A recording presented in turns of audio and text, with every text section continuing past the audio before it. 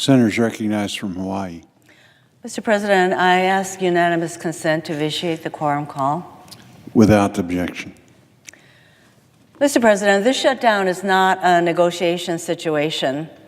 This is a hostage situation.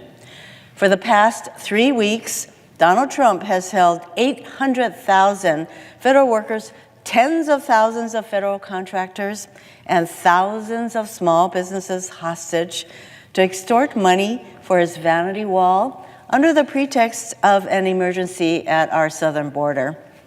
And today, hundreds of thousands of hardworking civil servants felt the pain of missing a paycheck because this amoral, hostage-taking president is continuing to throw a temper tantrum. Most of us live in the real world where paychecks are needed to keep a roof over our heads and food on our table. Growing up, my mother was the sole breadwinner for 3 of us kids. It would have been unthinkable, disastrous for our family to miss even one paycheck from her low-wage job. When the president says he can relate to the hundreds of thousands of families going without a paycheck, who does he think he's kidding?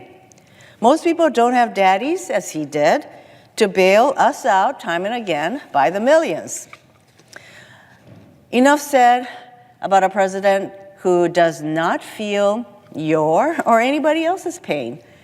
We can't look to him for leadership, moral or otherwise. One person who can enable the Congress to end the shutdown is Majority Leader Mitch McConnell. All he has to do is to bring up the bills that the House sent us last week, the same bills that passed the Senate in last Congress to keep government open. No one needs to remind Senator McConnell that the Senate is part of a separate and co-equal branch of government. The Senate can and should, without the president's consent he is currently withholding unless he gets his vanity wall. So instead of standing up to Donald Trump, Senator McConnell is missing in action. And through his silence and inactions, Senator McConnell has endorsed another of Donald Trump's lies, that there is a crisis at the border so severe that it justifies taking 800,000 people hostage as leverage for a $5.6 billion down payment, only a down payment, for his vanity wall. Let me be clear.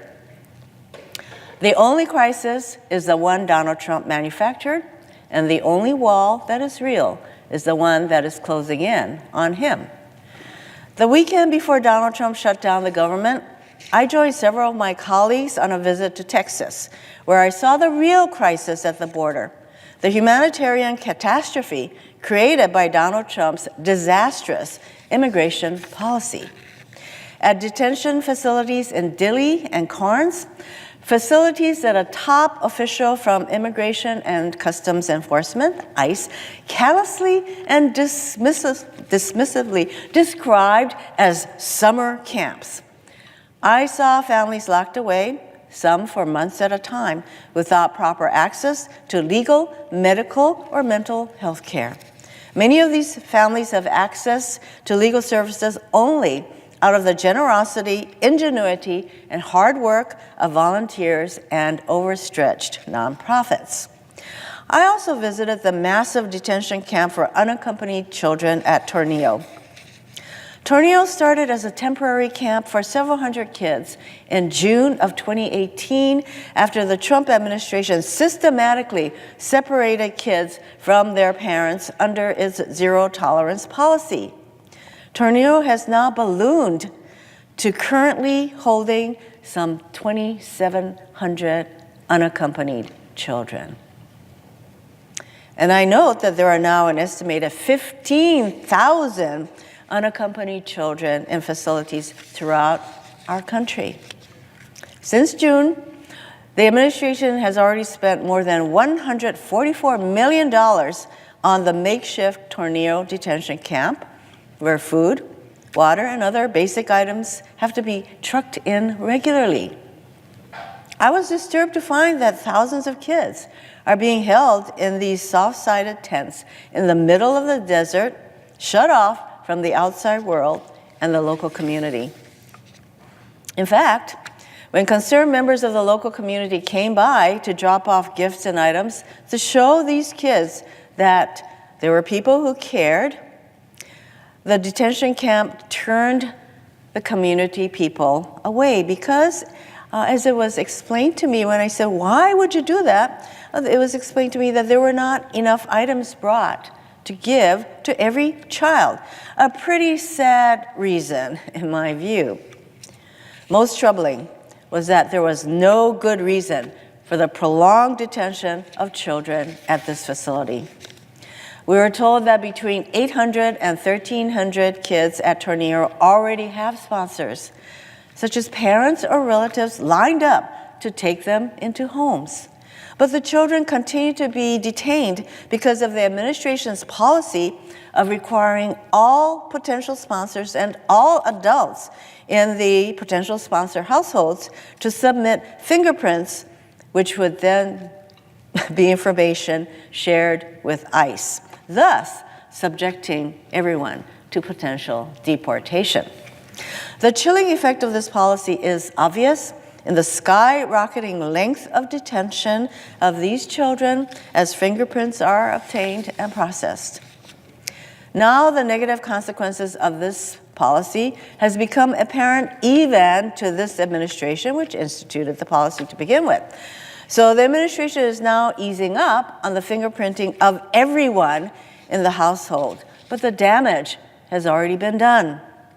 In 2016, the average length of stay for unaccompanied children in these facilities was 35 days. Today, the average has been reported to be at least 59 days and even up to 74 days. These are kids who need to recover from the trauma of coming to this country, not to be re-traumatized with prolonged detention. The detention of unaccompanied children and families for longer and longer periods is the real humanitarian crisis facing our country at the southern border.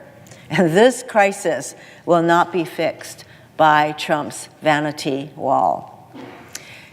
As if holding 800,000 workers and their families hostage is not horrible enough, Donald Trump is now thinking of taking billions of dollars away from disaster victims to find a way to pay for his wall.